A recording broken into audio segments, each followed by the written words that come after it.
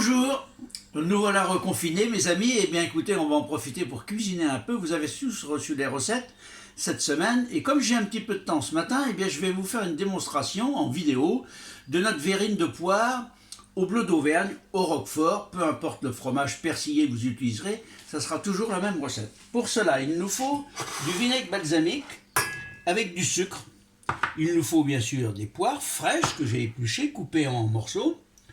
Là, j'ai du bon roquefort, mais si vous prenez autre fromage bleu, ça n'a aucune importance. Et puis, de la crème fraîche, 100 grammes, un peu plus de 50 grammes. Donc, on va commencer par cuire nos poires dans le vinaigre balsamique. N'ayez pas peur, ça ne sera pas vinaigré, au contraire, ça sera très doux, et avec le sucre et l'alliance poire et vinaigre balsamique, ça va très très bien ensemble.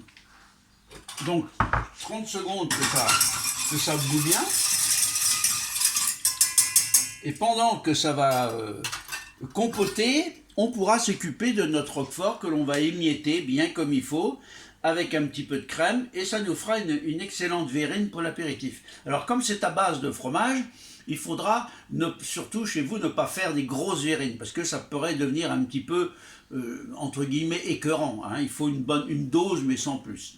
Ça fait partie de l'atelier des verrines qu'on a déjà fait plusieurs fois, mais qui s'accompagne d'autres verrines diverses pour pouvoir faire un apéritif dînatoire, voilà.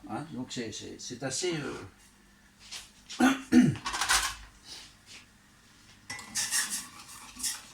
Donc voilà, donc on met les verrines.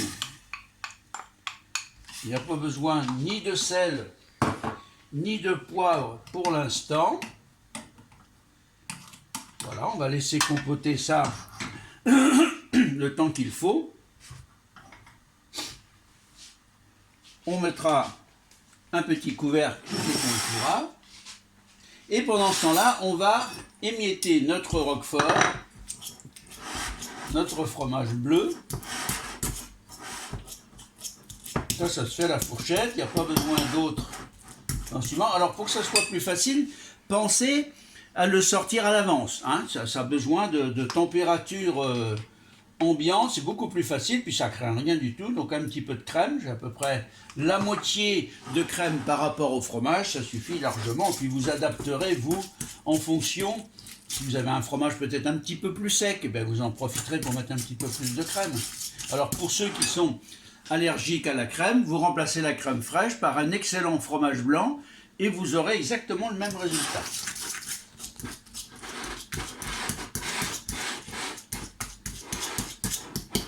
Ça, c'est une verrine qui est rapidement faite et qui peut bien sûr se faire la veille. N'oubliez pas, faites la veille de façon à ne pas être pris de court le jour que vos invités arrivent. Il y aura bien d'autres choses à faire.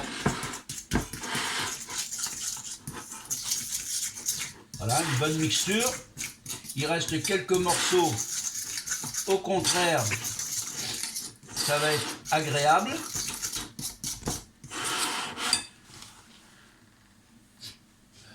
Je descends tout de suite un petit peu d'épices pour le décor tout à l'heure.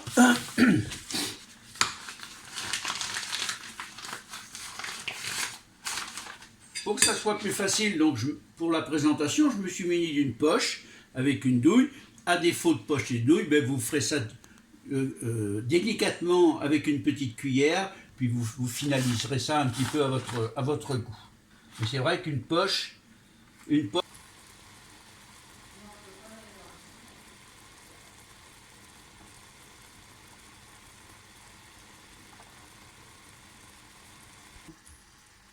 Très bien. Alors là, vous voyez, c'est presque compoté. Il reste un tout petit peu de jus.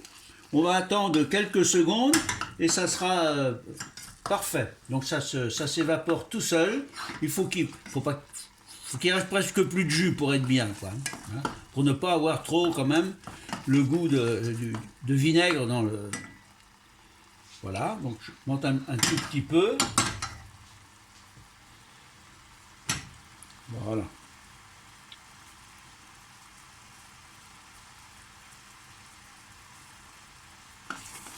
Voilà, donc c'est très bien, donc j'arrête, et il n'y a presque plus de jus, je le débarrasse pour que ça refroidisse, bien entendu, rapidement.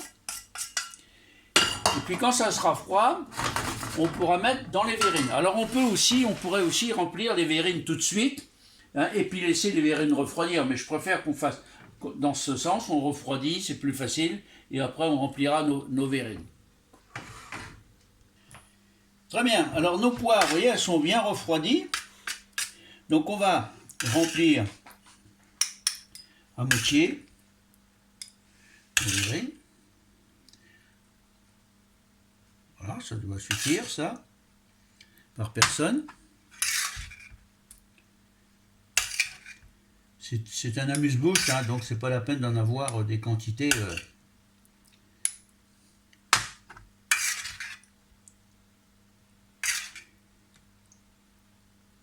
3.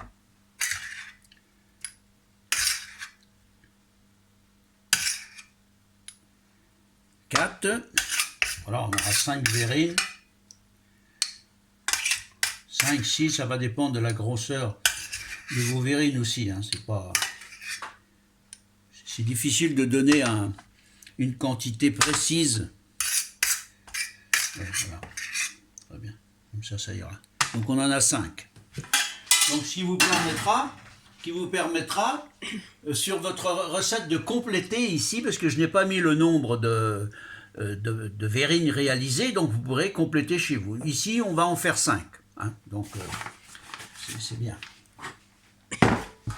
Alors, petite astuce, je ne sais pas si vous l'avez vu, je vous la refais voir, on en a souvent parlé, mais je vous le redis, pour remplir une poche, pour être tranquille, si vous savez bien vous servir de vos deux mains, bien vous mettez une épingle ici, de façon que ça ne tombe pas, il y a des produits quelquefois qui sont un peu plus liquides que d'autres, donc vous mettez une pince, sinon vous prenez une boîte ronde et vous mettez votre poche dedans, comme ça vous avez vos deux mains libres.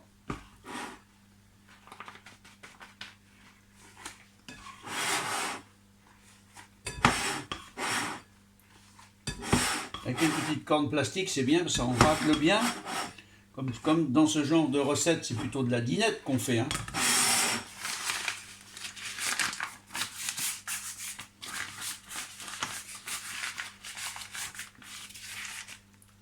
Voilà, donc là maintenant,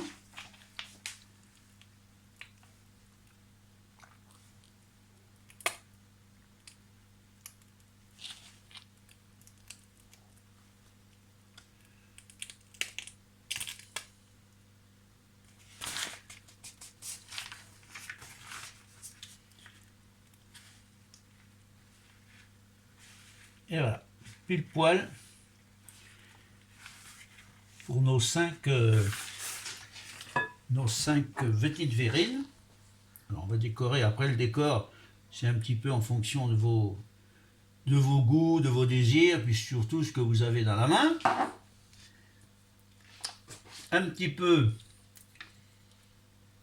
une herbe du jardin, même si elle commence un petit peu à avoir la queue courte, hein. Mais il y a encore du persil dans le jardin. Petite herbe.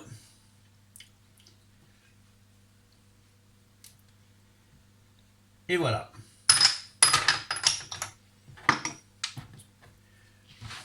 Nos verrines de poire et de roquefort, ou de fourme d'Anvers, ou de bleu d'Auvergne, c'est ça comme s'il vous plaira, suivant ce que vous avez dans la main et suivant le fromage que vous préférez. Vous entreposez ça un petit quart d'heure au frigo, et puis pour un petit apéritif ou une amuse-bouche, les fêtes vont arriver, ça sera parfait pour les amoureux du fromage. Voilà, c'est terminé, je vous souhaite un bon appétit, à bientôt.